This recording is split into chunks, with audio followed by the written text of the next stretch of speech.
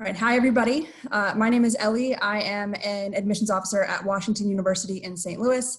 Thank you so much, StriveScan, for welcoming us today. We're excited to chat about preparing for science and engineering. And we're going to start by sharing a little bit about who's on the panel today and our institutions.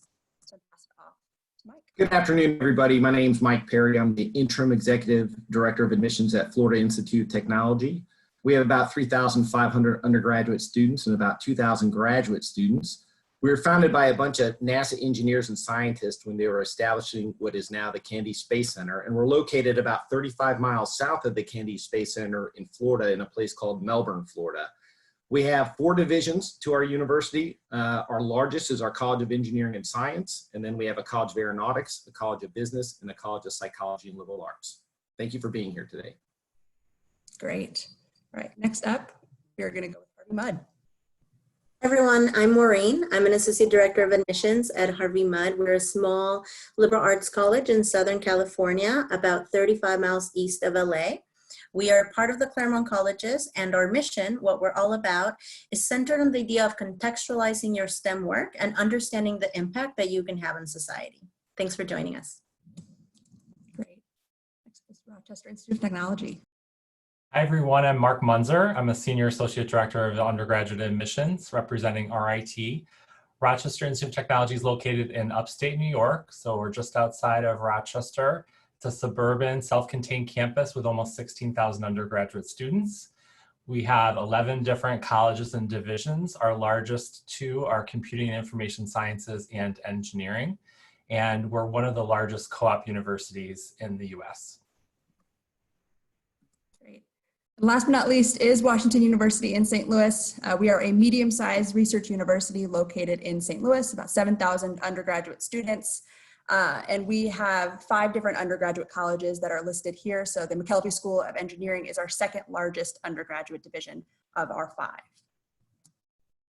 But a bit of an overview of what we are going to go over today. We're going to chat about things that make students competitive in kind of applying to these engineering and other STEM programs. So taking challenging math and science classes, participating in different activities, real world experience, and your college search considerations. I do encourage you to use the Q&A box at the bottom. We will get through as many questions as we can as we go through the presentation, and definitely leave plenty of time at the end to answer some of these questions with the panel live. So first, I am going to pass it off to one of my colleagues here at WashU, Chris Ramsey, to chat a little bit about courses.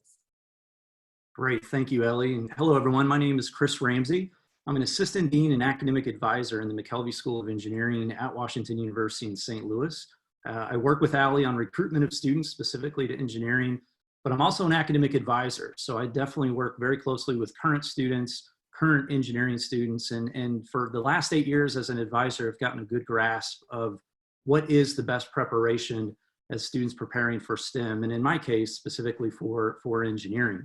What I'm going to share today on these first, just a couple quick slides, really might not be real things, I guess I should say things you're already thinking about, but just if anything, I can help confirm the path that you might already be on for a STEM career in college and certainly beyond.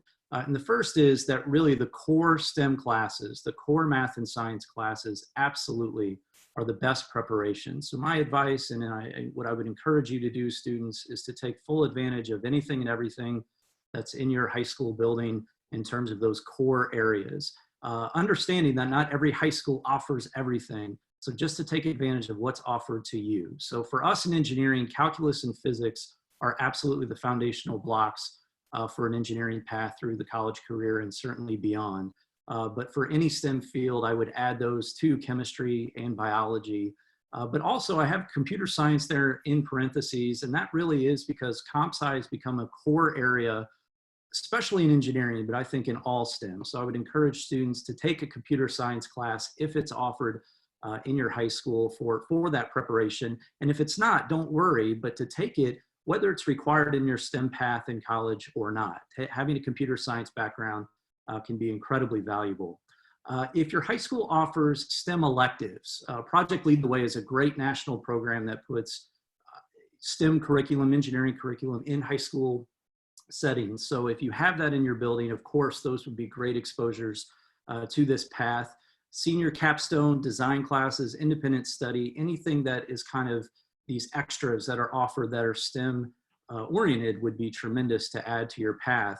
But I would just like to add, these are not in place of that core math and science path. It's really important that students are taking that core math and science and then supplementing with those extra exploratory offerings. So please keep that in mind. So those first 2 points, kind of set those aside, and I want our audience to look a little more holistically as you think about a STEM path.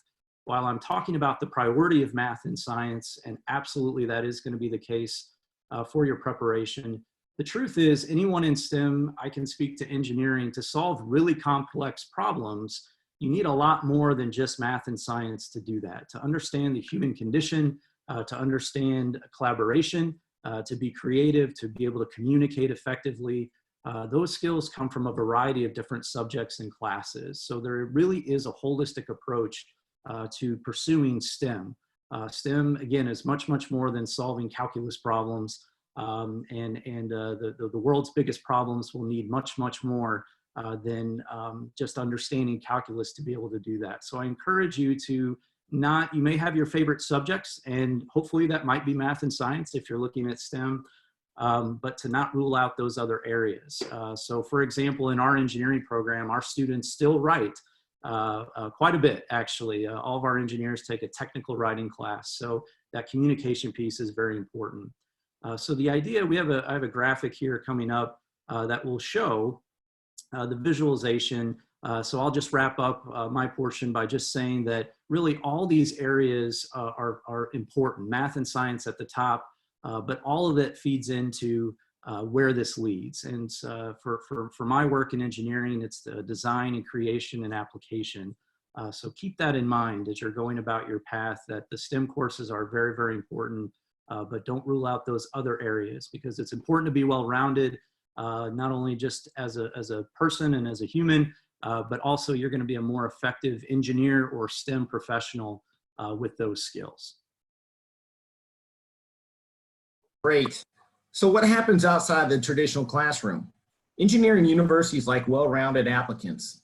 You know, one of our colleagues at MIT was once quoted as saying, your extracurricular activities in school and in your extended community should collectively demonstrate leadership, commitment, passion, excellent time management, and a warm interpersonal relationship with others in a team building setting. And you must get several glowing letters of recommendation to substantiate all of that. He also noted that your extracurricular activities could have nothing to do with technology or engineering at all. That's not what a lot of engineering colleges are looking for. They're looking for well-rounded students.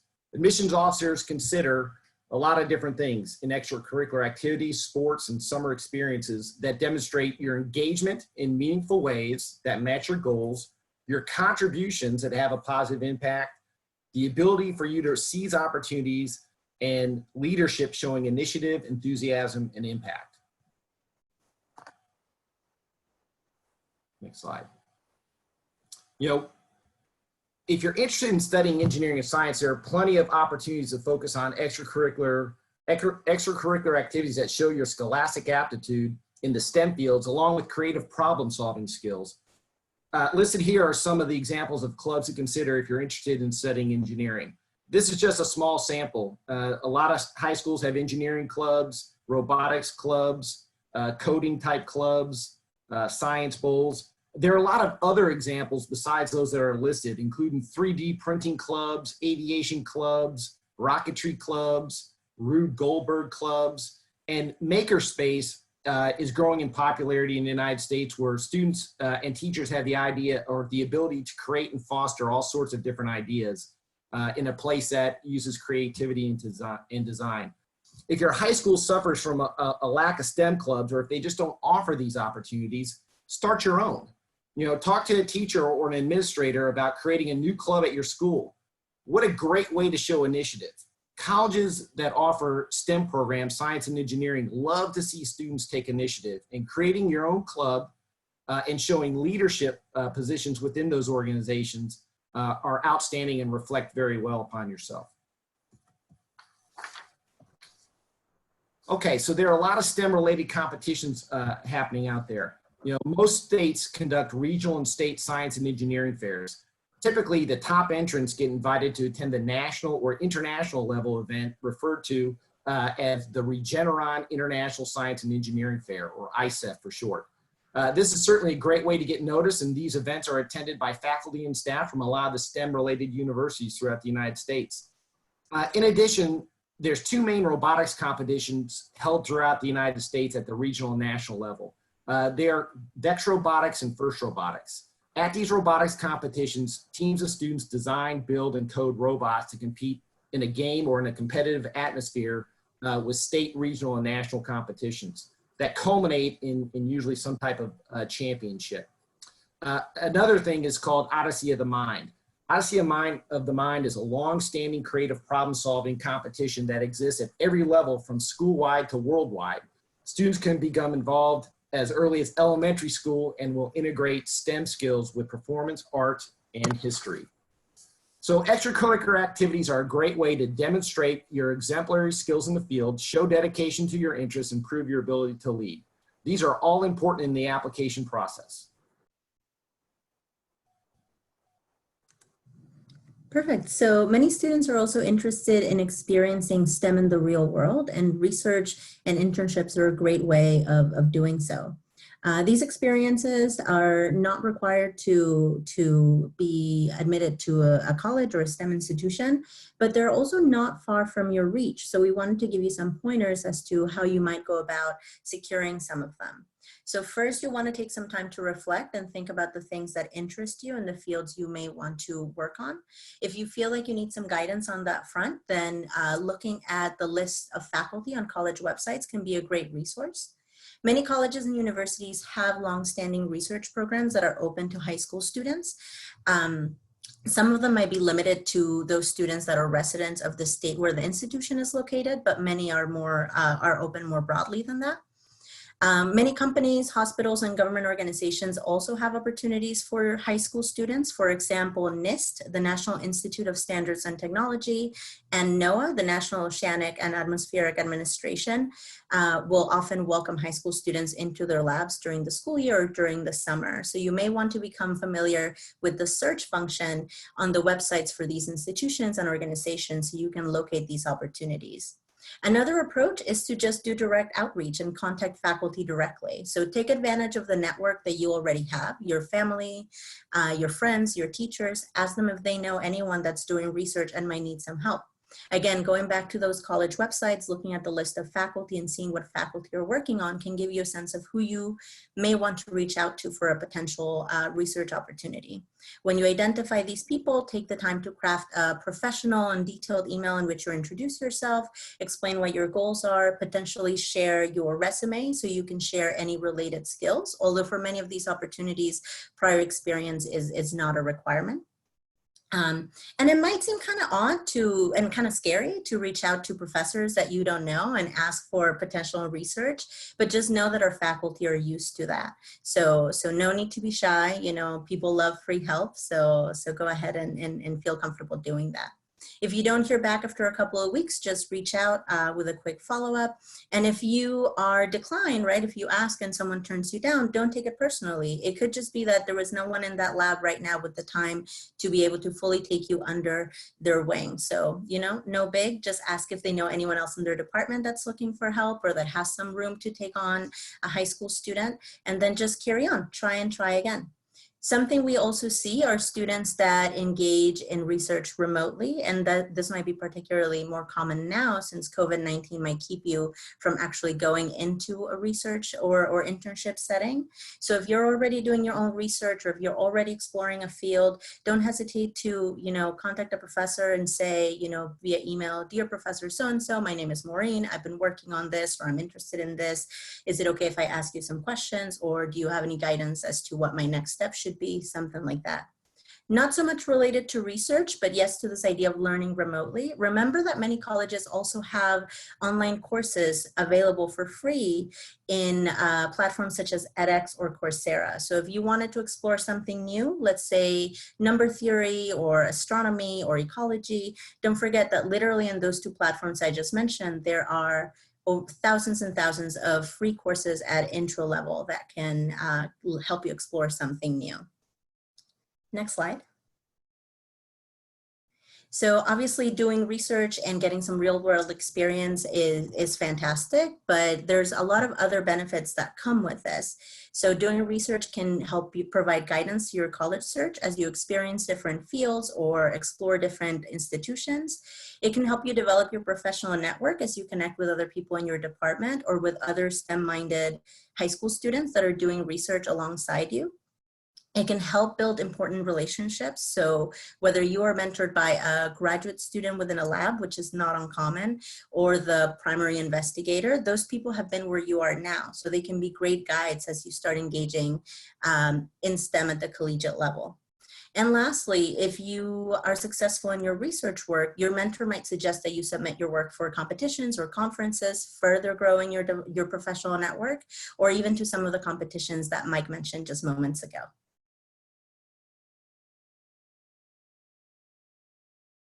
So part of your STEM journey and really finding that best match for you is the college search process. So we wanted to share with you some ideas and some factors to consider that may or may not be important to you as you're going through the process.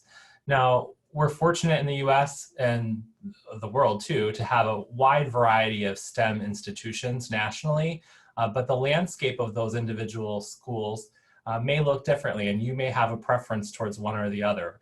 Some STEM institutions, that's pretty much all they offer, is mostly STEM opportunities on their campuses, while others you'll find STEM embedded within a larger university setting that will also have non-STEM programs as part of the school.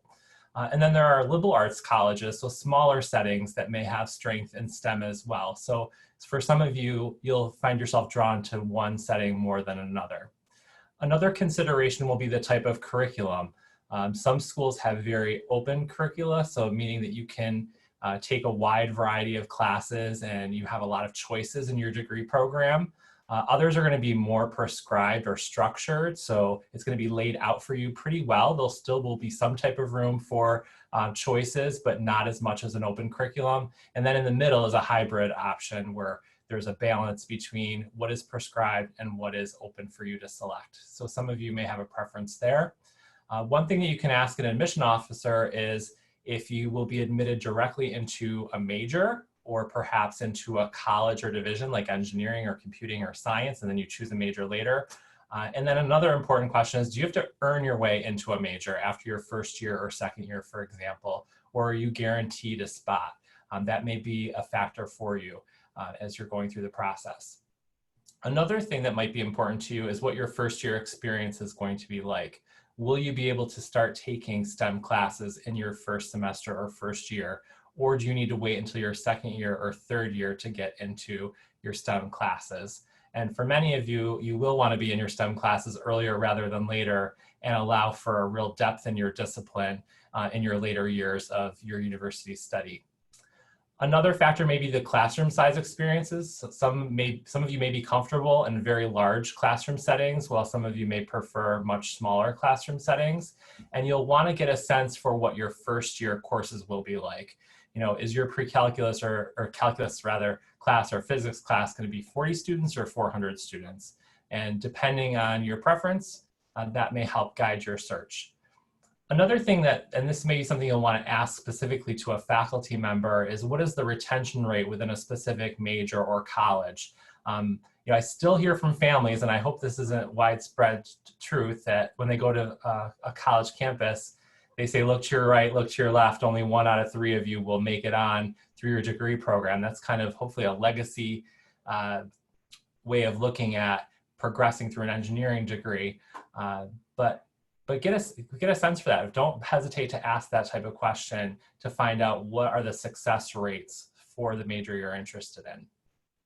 Some of you may be already thinking ahead to graduate study, and for some of you, you want to continue that graduate study at the same institution, while others of you may be open to switching institutions for your graduate study. So you want to have a lay of the land in terms of what graduate programs are offered. Are there accelerated programs available that you can apply for, which may exempt you from graduate exams and offer the degree, the 2 degrees in a compressed time format?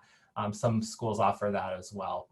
And then finally, you know, the virtual world that we're living in right now, in some respects, for many institutions, makes it easier to connect with faculty members in a certain academic major that you may have interest in, but don't hesitate to ask for that. It's great to talk to us admission folks. You know, we can have a lot of information, but it's also very valuable to speak with a content expert to really give you a sense for what the curricula is like, what your student experience will be like as a student in that major, and that can be very valuable in guiding your ultimate university choice. So good luck. Great.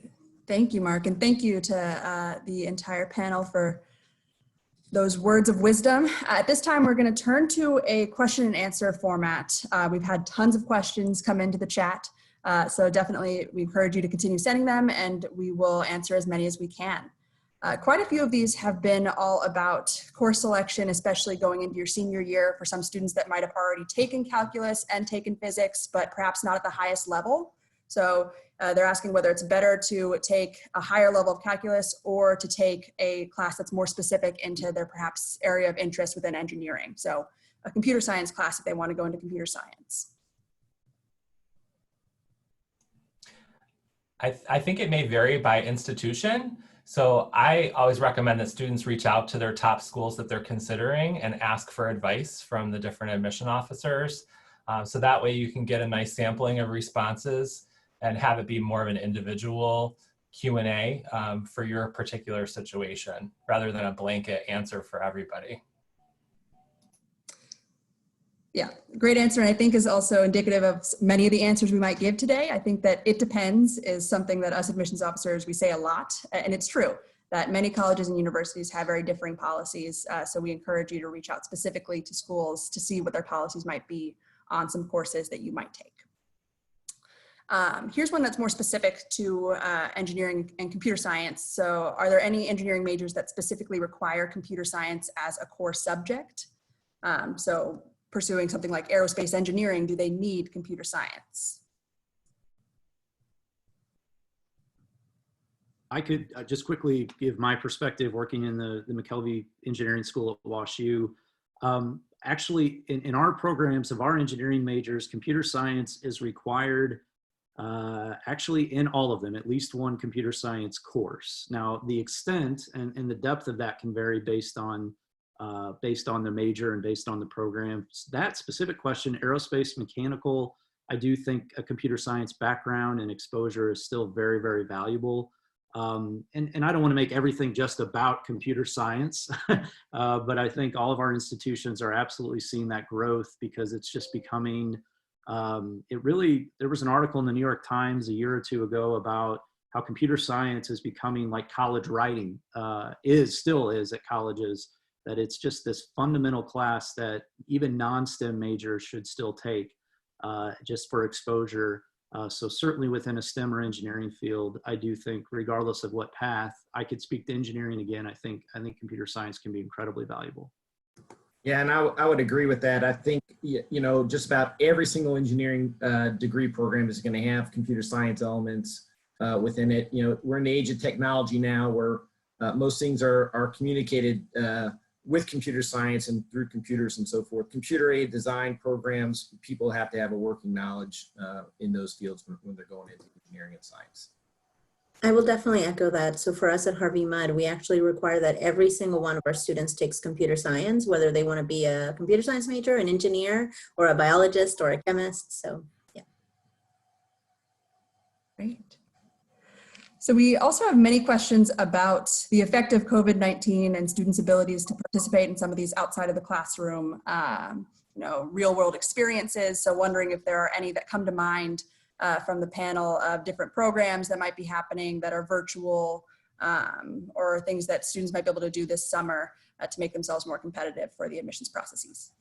Yeah, I'll chime in on that real quickly. Right now, this week, in fact, yesterday, today, and throughout the rest of the week, that international competition I just mentioned, the Regeneron ISEF, International Science and Engineering Fair, is going on virtually right now. Typically, it's held in person.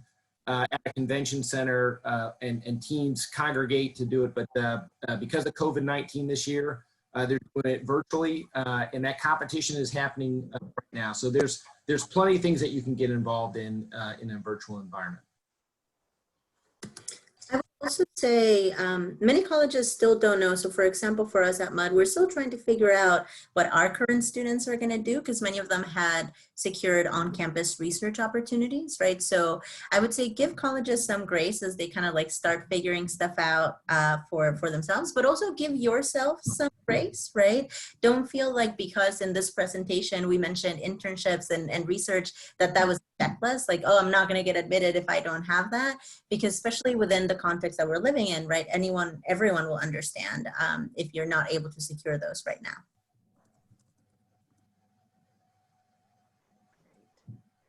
We're also getting plenty of questions about those online course platforms like Coursera and edX.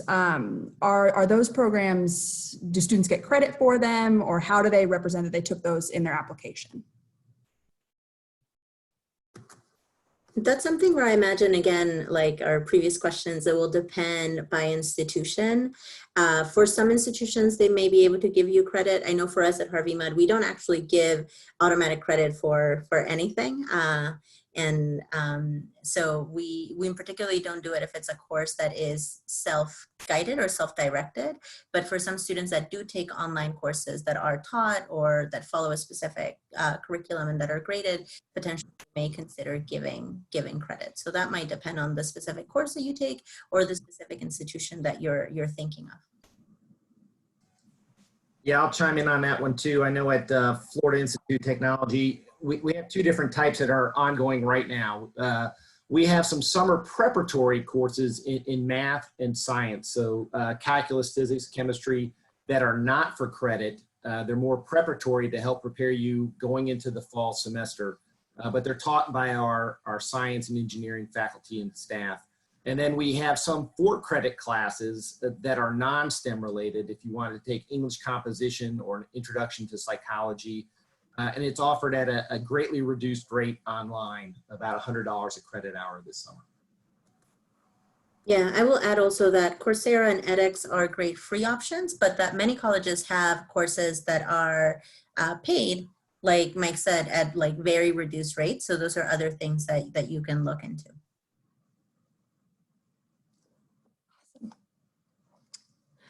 So we also have some questions about math tracking and students who might not have the opportunity to take calculus while they're in high school, but still are really passionate and interested in pursuing a STEM degree. So what are your guys' thoughts on that? I know it very much so differs by institution, but for students who maybe want to do everything they can to get into a engineering school, but will not be able to take calculus by the time they are a senior, what would you recommend they do? Yeah, so I would recommend reaching out to the schools that you're considering and seeing what their prerequisites are. At RIT, we do only require pre-calculus for engineering because we know that not all schools offer calculus, so there is flexibility at my particular institution. Yeah, I'd echo that at FIT, in that getting through at least a pre-calculus type mathematics, something beyond Algebra 2, different schools have different types of course offerings. It could be analytical geometry, it could be math analysis, it could be trigonometry, a pre-calculus mathematics or beyond. We're seeing a lot of students that are dual enrolling their senior years in Florida and taking Calculus 1, possibly Calculus 2 at the local community college also. But touch base with the individual schools and they'll give you an idea. I could just quickly add to that. I absolutely echo everything about this question and agree with it. I think when students are, that's a point I was trying to make, that sometimes math paths and tracks start early, or not every high school offers a certain level of math or whatever the subject may be. I think it's really important to help communicate that when you're applying to your colleges. And I know that might be an extra step, and maybe that's in the counselor recommendation letter, or even just an email to an admission officer or to someone in an engineering school to help give some context of where you're at on that path. Because I think any admission officer reviewing a file would really welcome that information to see where a student is at, so they have that information when they're looking at decisions. and especially if they're admitting to certain programs like in engineering or STEM. So make sure you're communicating that to the schools is something I would recommend. Thank you. I love this question. How would you recommend exploring different majors and deciding which would be the best for you within a STEM field? So, you know, a lot of students might not have access to what different types of engineering fields look like. How should they go about preparing for that type of education? Okay, I'll chime in on this one. Florida Tech is a type of institution where we directly admit students into their major at the time of application. So, you know, when students apply to us on their application, it will specifically say aerospace engineering or astronomy and astrophysics or marine biology or whatever it may be. We do get a certain percentage of students that know they want to be an engineer, but they're not sure what type of engineer. And so for the first year, they can go into what we call general engineering, where they're going to take all the same similar math and science courses, English composition courses as everybody else, but then they're going to take an introduction to engineering course that's going to introduce them to all the different disciplines. But at our institution, you know, by the end of the first year, the student has to declare, okay, I want to be a civil engineer or an aerospace engineer or a chemical engineer, whatever it's going to be. We're on the opposite end of that spectrum. So when you apply to Harvey Mudd, we ask you for up to 4 areas of interest on the application. Very intentionally, we don't call those majors because we don't want you to think that you're declaring, because we don't let you declare until sophomore year. So you come in very much not tied to a major. Great.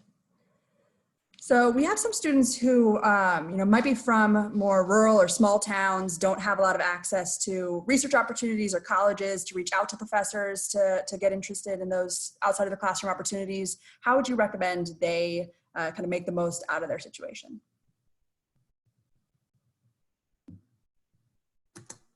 So we've seen some students, for example, from more rural areas that have applied their STEM explorations to their daily life. So we've seen some students that, for example, have explored mechanical systems or something by fixing some of the equipment that they use for the student that I'm thinking in particular came from like a farming community. So that was one of the ways that they tried to explore that. Similarly, students that are interested in biology that will just get an early start on like field biology or things like that. So kind of like applying those to their specific context. And I also throw out there that, again, it doesn't have to be necessarily STEM related as an extracurricular activity or an experience. You know, what most engineering colleges are looking for are initiative and leadership.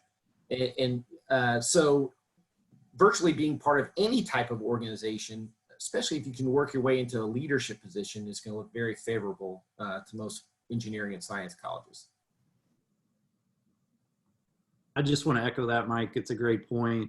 Speaking to engineering, that leadership, creativity, also resiliency as you pursue a STEM or engineering path. There's definitely some challenging courses and experiences that are part of that.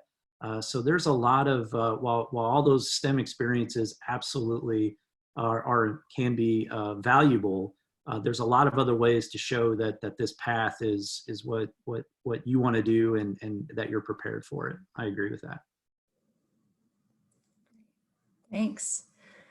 We're also getting some questions about test scores, and I know that that's a hot topic for this year with many test dates being canceled. But when it comes to test scores, how important are they compared to the courses that students take and the grades they get in them? And also, do taking subject tests, do those types of scores really stand out on an applicant's application? I know that's something that will differ based on every institution, but just gives the students a sense. Yeah, I think that this coming application year, test scores will be least important as they've ever been for the majority of institutions. But for any college that practices holistic admission review, I think you'll find that there's more emphasis given to your academic performance than any test scores that are submitted. Very few universities require the subject test at this point. I just want to give a quick shout out to RIT, who declared test optional for 2021 yesterday on a permanent basis. So we're really excited about that. But I think, again, for any holistics admission review, we're going to give a lot more emphasis to your academic performance and your extracurricular activities. Yeah, I'll chime in on that too. Florida Tech is not test optional. We do require either an SAT or an ACT score report. But that being said, we clearly put a lot more emphasis on your high school curriculum, the classes that you chose to take, and then how you performed in those classes and your overall grade point average. Those standardized tests just give us another indication of your potential for success. And that's all we're really trying to determine in the admissions process. Hey, do you have the potential for success to come in, handle the curriculum, and be successful? Because we want to get you through your freshman year, get you to graduation on time so that you can get a good job, have a great career, and then be a good ambassador for the university later on in life. So a lot of schools are switching to test optional. Some are just out and we'll tell you that there's going to be plenty of opportunities in the fall to take both the SAT and the ACT. I think most institutions take either or, and then most institutions are also super scoring. So give it a shot. There's still a lot of scholarship programs out there that require an SAT or an ACT test result as part of the scholarship process and so forth. So consider taking it when the opportunity becomes available. Great.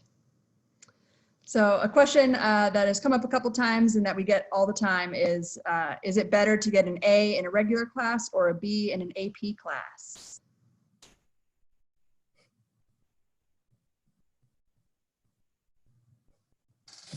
Well, this is the bad joke where you say you get an A in an AP class, right? So It is. I want everyone, I hope everyone, especially admission officers, will have even more insight from an academic advising standpoint. I always like to say taking that academic risk, but a smart risk, challenging yourself, pushing yourself, we think is better off for students as they get into a more challenging college curriculum. So I think pushing yourself within reason, of course. So I do think taking the more advanced class, even if you feel it might be that much more and maybe that lower grade, I still think ultimately that's going to be, in the long term, is going to be better off for a student. I absolutely agree with Chris there. Talking to our faculty members here, they would much rather see applicants with rigorous math and science backgrounds, even if they're not making straight A's, taking that risk and trying to learn the subject matter. Most are interested that the subject matter, not just that you got an A in it. Can you come here? Can you do the math? Do you know the basics of chemistry and physics? Those are the building blocks that are going to set you up for success. Take the most rigorous course that you can handle and be successful.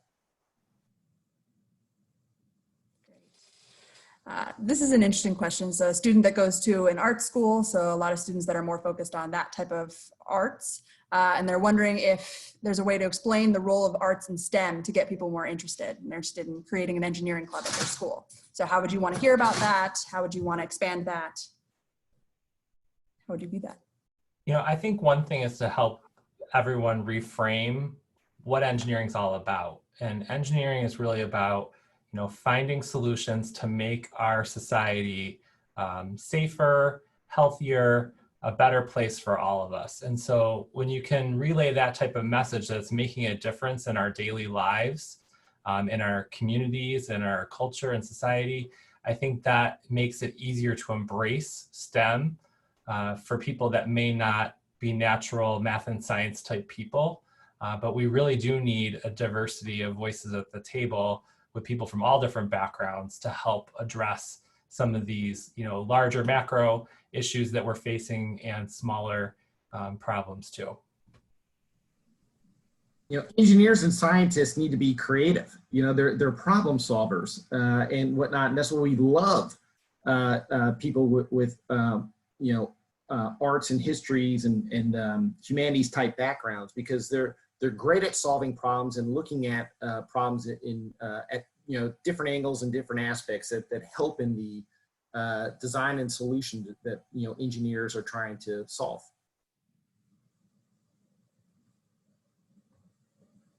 Great. Here's a question about students that might be a little bit more self-taught when it comes to their kind of engineering experience. So students who are teaching themselves programming languages, creating some sort of STEM portfolio of their own personal projects. How can they show that to you best? Do you give the opportunity to show that on an application? How would you want to see it?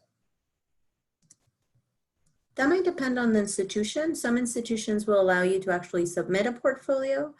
Some institutions might allow you to submit a small abstract of research you've done, or kind of like a PDF or poster that shows the work you've done.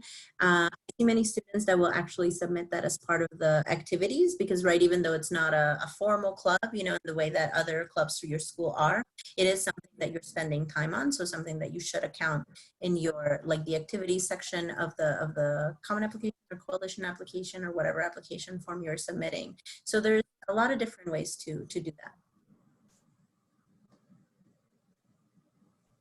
Great. So in our last couple of minutes, I want to just pitch a final question to each of the panelists, and just what is one small piece of advice that you give to any applicant who's hoping to go into STEM? Just one final nugget of wisdom.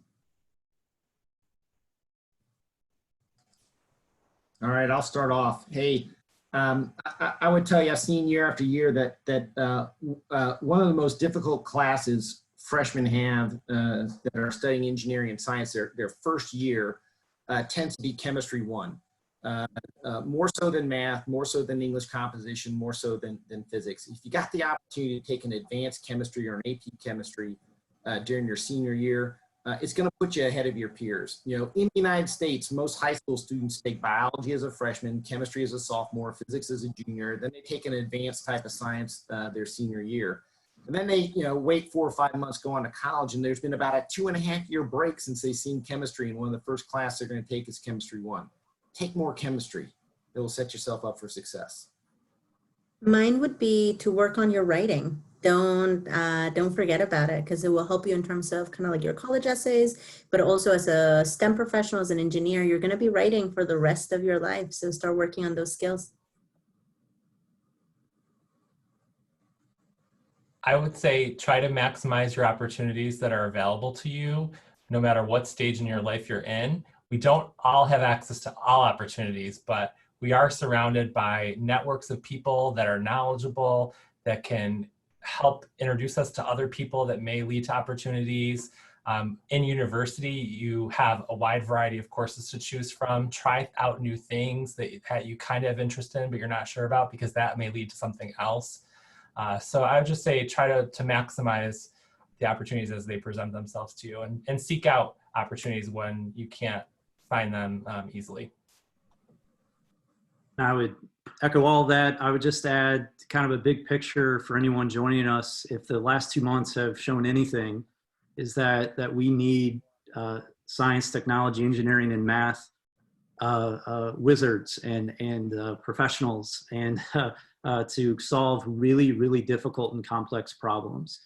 So I commend any watching that are considering a STEM path, and stick with it, because there are challenges that will come as you go through the educational part and the professional part, but we need you. And I think the last couple months have shown that. So you're picking a great path. So just be sure to stick with it. Awesome. Well, thank you guys all so much for joining us. And on the slide right here, you see all of our contact information, as well as the information about our school-specific information sessions. So we definitely encourage, if you are interested in a particular institution, attend their session. You have more chances to ask questions. And we thank you so much for joining us to learn a little bit more about preparing for a STEM education. Great. Thank you so much to the panelists, and students and counselors. Thank you for taking the time to join. As Ellie had said, these institutions are all presenting later today, tomorrow, and Thursday, and you can see all of their information sessions at strivescan.com/virtual/STEM. You can see all of those sessions and sign up for those and learn more about their specific institutions.